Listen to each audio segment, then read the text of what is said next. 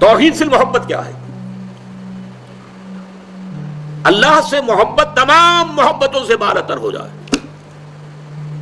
کوئی محبت اللہ کی محبت سے اوپر تو نہیں، برابر بھی نہ ہو. برابر ہونا شرک ہے، اوپر ہونا تو سمجھیے کہ اور پتہ نہیں شرک کے علاوہ بھی کوئی اصطلاح ہمیں ایجاد کرنی پڑ جائے گی.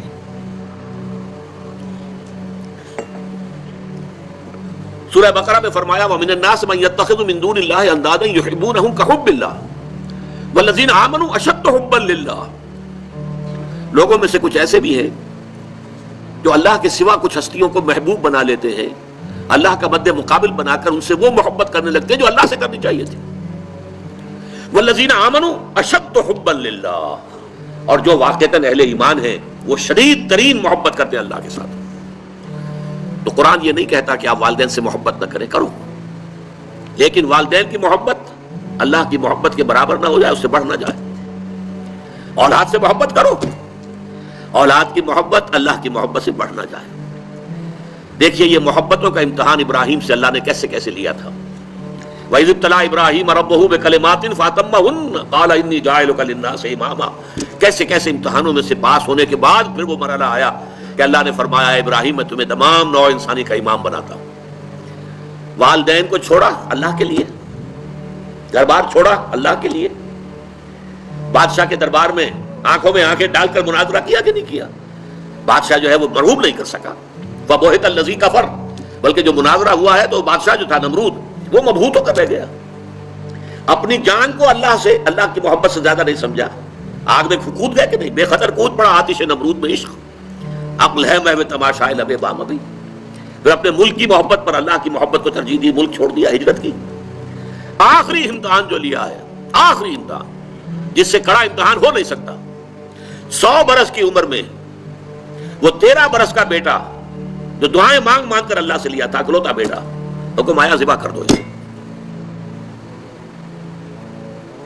یہ ہے سب سے بڑا امتحان. 100 برس کا بوڑھا انسان اور بڑی دعائیں مانگ مانگ کر بیٹا لیا. 87 برس کی عمر میں حضرت اسماعیل کی ولادت ہوئی ہے. اب 13 برس کے ہو گئے ہیں. فلما بلغ معه السعي، جب بھاگ دوڑ کے قابل ہو گئے. 13 برس کا جوان بچہ جو ہے باپ کا دست و بازو بن جاتا ہے، بھاگ دوڑ. اس لیے آتا ہے نا کہ ابراہیم اور اسماعیل دونوں تھے جو بیت اللہ کی تعمیر کر رہے تھے. وَإِذْ يَرْفَعُ إِبْرَاهِيمُ الْقَوَاعِدَ مِنَ الْبَيْتِ وَإِسْمَاعِيلُ، اس اسماعیل کے بارے میں انی ارا فی المنام انی اصبحک فانظر ماذا تری. اے میرے بچے میں دیکھ رہا ہوں خواب میں، بار بار یہ خواب آ رہا ہے کہ میں تمہیں ذبح کر رہا ہوں. اور اس کے لیے چھری پھیر دی. یہ تو اللہ تعالیٰ نے جو ہے قد صدقت الرؤیا انا کذالک نجزی المحسنین. اللہ تعالیٰ نے کہا بس بس، امتحان ہمیں لینا تھا، وہ امتحان پورا ہو گیا. یہ ہے محبت، توحید فی المحبت. اللہ کی محبت تمام محبتوں سے غالب.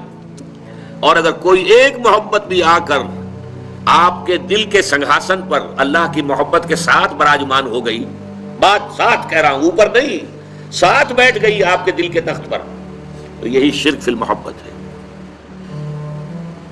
اب دیکھیے یہ تو میں نے انڈیویجول لیول پر آپ سے بات کی. اب آئیے اجتماعی سطح پر، بلکہ اسی ضمن میں ایک آیت اور سن لیجئے. اللہ کی محبت کے ساتھ جڑی ہوئی محبت ہے اللہ کے رسول کی محبت. اور پھر تیسری محبت ہے اللہ کی راہ میں جہاد کی محبت. اب توحید فی المحبت کے لیے سورہ توبہ کی آیت نمبر 24 جو ہے وہ لرزا دینے والی بھی ہے اور بہت جامع بھی ہے.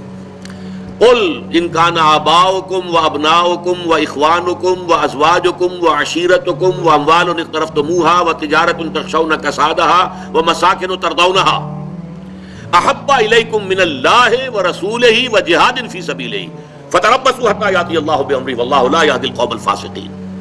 اے نبی سے کہہ دیجئے لوگوں دیکھو، اگر تمہیں اپنے باپ، اپنے بیٹے، اپنے بھائی، اپنی زوج، مرد کے لیے بیوی، بیوی کے لیے شوہر زوج ہے، اور اپنے رشتہ دار اور وہ مال جو تم نے بڑی محنت سے کما کر جمع کیے ہیں، اور وہ کاروبار جن کی کساد بازاری کا تمہیں ڈر رہتا ہے، اور وہ محل، وہ حویلیاں، وہ مکانات جو تم نے بنائے ہیں تمہیں بہت محبوب ہیں.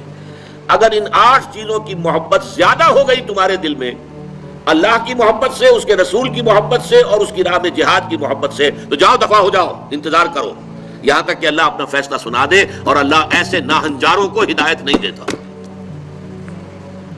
8 محبتیں ایک پرڑے میں ڈال لیجئے. باپ کی محبت، بیٹے کی محبت، بھائی کی محبت، بیوی کی محبت، رشتہ داروں کی محبت.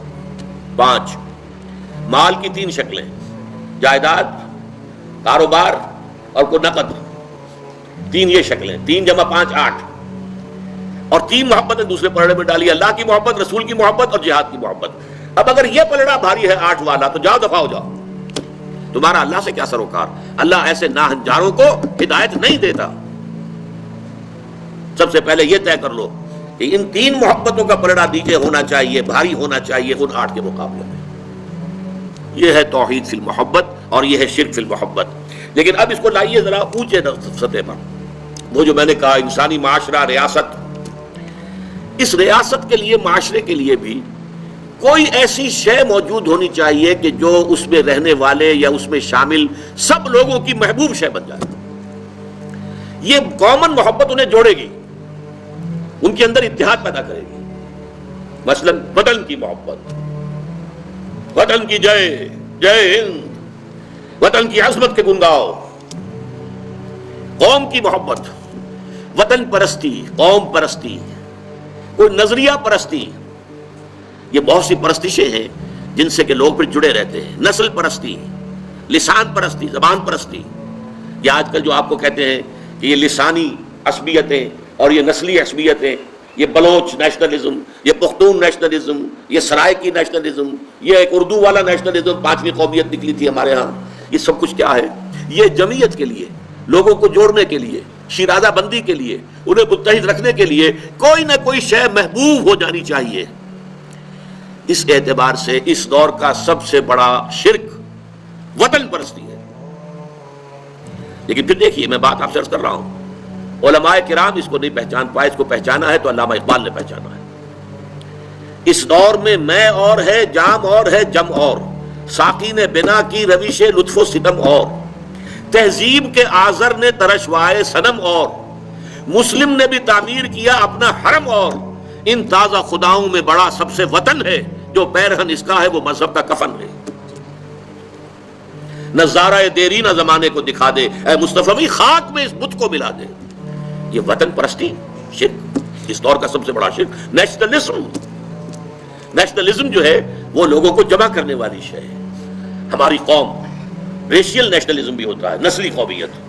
اور آج کل نیشنلزم جو ہے وہ علاقائی ہوتا ہے، ٹیریٹوریل نیشنلزم. ایک ملک میں رہنے والے جو ہے اس کو سب ایک قوم ہے اور اپنے ملک سے محبت سب سے اوپر کر دے.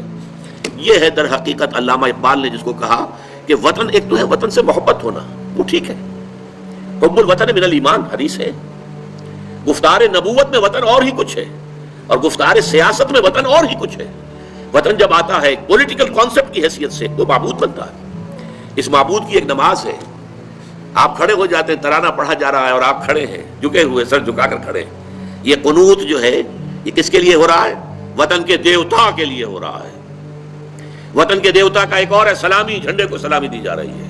جھنڈا وہ علامت ہے آپ کے وطن کی. آپ کے علم میں ہوگا، میں اس ترانے کے پڑھے جانے کے وقت کھڑا نہیں ہوتا، اور اس سے بڑی کنٹروورسیز بھی ہوئی ہیں، مجھے بڑی تلخ باتیں بھی سننی پڑی ہیں. لیکن میں یہ سمجھتا ہوں کہ در حقیقت یہ وطن کی نماز ہے، وطن کی حمد ہو رہی ہے، وطن کے اور ترانے گائے جا رہے ہیں. در حقیقت یہ اجتماعی سطح پر پولیٹیکل سائنس کے اعتبار سے آج وطن جو ہے وہ جو ہے ایک معبود کی شکل اختیار کر گیا ہے.